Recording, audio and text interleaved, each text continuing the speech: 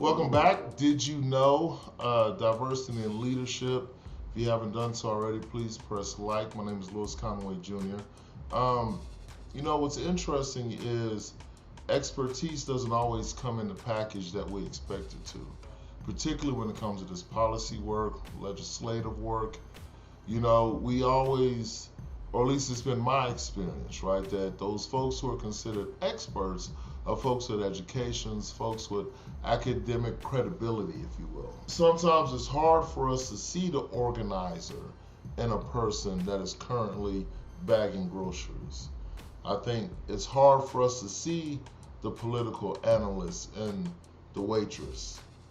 In my case, I definitely didn't see the political strategist and the strip club DJ. So when we're dealing with groups of folks and communities that haven't always had access to jobs, haven't always had access to higher education, we have to broaden our definition and what we consider expertise. We have to also take lived experience as expertise. I can't necessarily say I have a master's degree in political education, but there's not many people with a master's degree in political education that has run for office. Nor is there many people with a master's degree that ran for office that they tried to pass a law to make sure you didn't run for office again.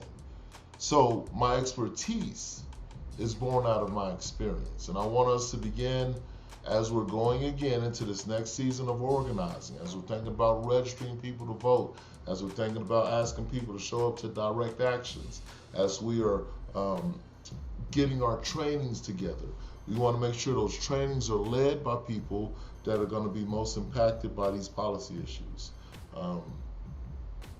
That's really the only way for us to authentically move the needle, right? As we are moving policy, if we don't change the culture, as I've said, policy won't stick. And in order for the policy to stick, the people who are most directly impacted must be the ones at the lead. All right? So, diversity in leadership, part 2.